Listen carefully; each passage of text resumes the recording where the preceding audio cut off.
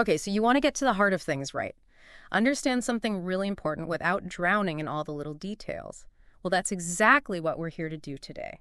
You sent us some fascinating stuff, actually, about professional voices, and I think it would be really valuable to unpack that in a practical way, Yeah. kind of give you those shortcuts to understanding. Absolutely. Consider us your guides to effective communication, right? We dove into all those real-life examples, and it's really about pinpointing the ingredients that make a voice sound, professional. Right. We want to deliver those aha moments you can use immediately, no matter what stage you are in your career, really. Exactly. And what we have is a transcript from a YouTube podcast for English language learners. Now, obviously, the focus is on acquiring the language, right? But the thing is, the core ideas go way beyond just that. Yeah. These stories of people trying to communicate better, I think they offer valuable insights into what makes a voice sound and feel professional in various contexts. Yeah. So let's jump in. Let's get into it. One thing that really jumps out is the importance of clarity and directness when we're talking about a professional voice. Right. And the story of Haroon, the delivery worker, perfectly shows this. His first email was, "You come to office and take your box." Which, yeah, I mean, it gets the point across, but it lacks something, doesn't it? For sure, for sure.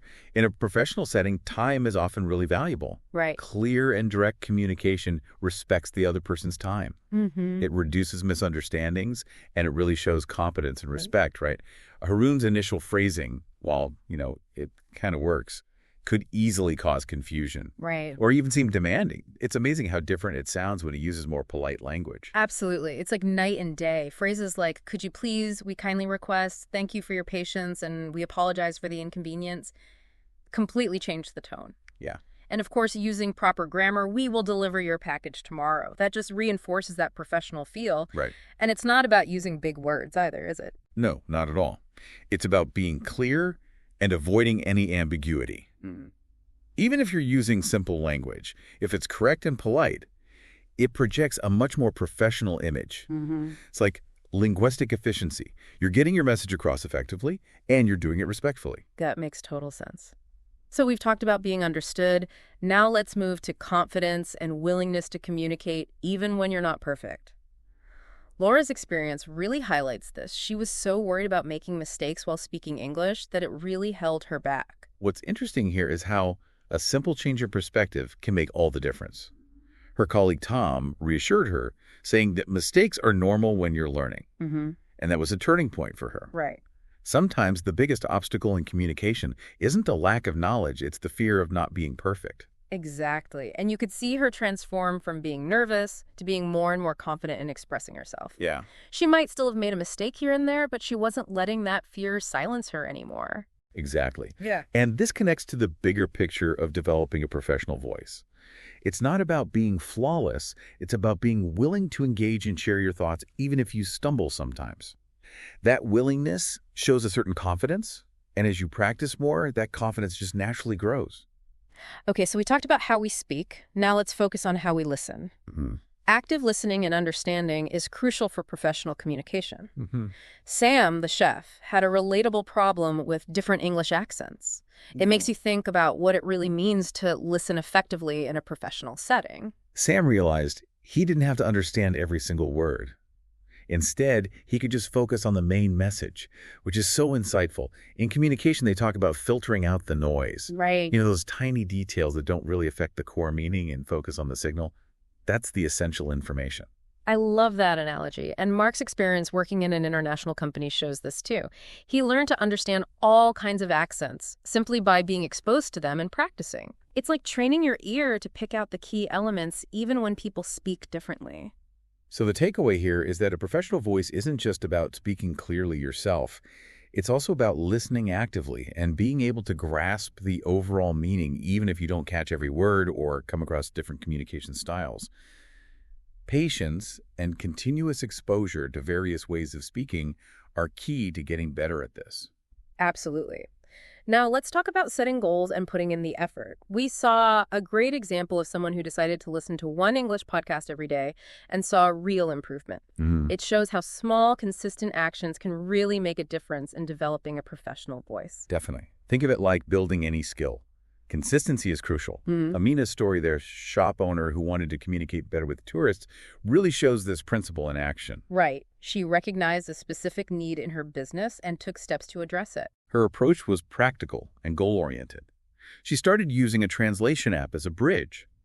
But then she dedicated just 30 minutes every day to listening and speaking practice, focusing on phrases she needed for her shop. Greetings, offering help, discussing prices, mentioning sales, things like that. Right. And it worked. She became more confident and could interact better with customers. She even had a positive interaction with a German customer. That's a real result of focused effort. Exactly.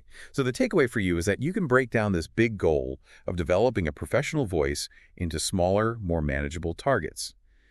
Consistent practice in areas that are directly relevant to your work can lead to amazing improvements in both your confidence and your ability to communicate well. This leads us to our next point, the importance of practical vocabulary and using language that fits the situation. Tariq's story, wanting to improve his English at work, especially when answering customer questions about opening an account, is a great example. His method of writing and practicing short, relevant dialogues was very effective. By zeroing in on the language he needed for those frequent customer questions, he quickly gained confidence and could handle those situations much more smoothly. And Zainab, who had a home-based cooking service, she had a similar challenge but in a different setting. She missed a customer order because of her limited English on the phone. It shows how important it is to have the right vocabulary for specific situations. Zainab and her husband had a really smart approach to solving this problem. They figured out the key communication moments for her business. Taking orders, explaining the menu, giving delivery information, talking about prices, and they made a simple script of common phrases. Her consistent practice with those specific words made a huge difference. And the great thing is that same customer called back, and this time Zainab handled the order with confidence. That shows how effective a focused approach can be. It definitely does. The lesson here is that a professional voice uses practical vocabulary and phrases that directly apply to the context you're in. When you concentrate your learning and practice on what you need to say, most often you'll see big and immediate improvements. Our next topic is about describing things and narrating events clearly. Fatima's experience of improving her English by describing her everyday life is a fantastic illustration of this. What's really interesting about Fatima's approach is how simple it is and how it targets a fundamental skill, organizing your thoughts and expressing them coherently. She practiced describing her daily routines in a notebook and through voice messages. Essentially, she was training herself to structure narratives. And her students even noticed the improvement in her English, which is really saying something. It wasn't just about vocabulary, it was about overall clarity. Exactly. So the takeaway for you is this practicing describing situations and telling stories, whether you write or speak them out loud, is a powerful way to become more fluent, really understand grammar, and make your professional voice much clearer. Now let's talk about the power of using simple language effectively, like Yusuf, who is nervous about speaking English in work meetings. A lot of people can relate to Yusuf's nervousness. His colleague gave him some really good advice. Speak slowly and use simple words. It challenges the idea that you need to use complicated language to sound smart or professional. It's a great reminder that communicating clearly and concisely is often the most effective approach. Yusuf practiced common meeting phrases like, "In my opinion, I think this could help us." And it made a big difference in his confidence and how much he could contribute to the discussions. For sure. The point here is that a professional voice doesn't have to be filled with jargon or complicated terms. Right. When you use clear, simple language thoughtfully, it's often the best way to get your ideas across in a professional setting. Moving on, politeness and a professional demeanor are super important for a professional voice. And Rashid's experience as a delivery driver really highlights this. Rashid realized that even in short text messages with customers being polite made a difference in how he was perceived. He started saving and using polite phrases like, "I'm 5 minutes away," "I have arrived," and "thank you," showing he was making a conscious effort to be professional in every interaction. It shows that professionalism goes beyond formal presentations or long emails. Yeah. It's in all our communication, no matter how short. Exactly. The takeaway here is that politeness and a professional demeanor shown through appropriate language are essential to making a good impression and building trust in every professional interaction. Now, let's move on to continuous learning and adapting your language skills to specific professional needs. We saw lots of examples of this proactive approach in the material. We have Ahmed, who decided to learn the term organic vegetables to better serve his customers. Elo is learning medical terms in English to communicate with international patients, and Omar put in the effort to learn specific phrases for giving directions at a hotel. All these examples highlight a crucial part of a professional voice: the commitment to keep learning and improving. It's about figuring out what communication skills are needed for your specific job and actively trying to learn them so you can do your job well. Right. The key here is that a professional voice is not something static. It requires you to keep learning and be willing to adapt your language skills to the specific demands of your profession and the different situations you find yourself in. Finally, we come to the overall theme of confidence, which we've seen throughout all these stories. It often comes from those small successes and consistent practice, just like in Amina's story. Amina's story ties it all together. It reminds us that the goal isn't necessarily to speak perfectly, but to communicate well enough to be understood. Her journey to become more confident through continuous effort and celebrating her small communication wins is really inspiring. It shows the power of not giving up. So the main takeaway for you is that developing a professional voice is an ongoing process. It involves constant effort, a willingness to learn from every experience, and building confidence step by step with each successful interaction. Exactly. To wrap up our deep dive into professional voices, let's recap the key points.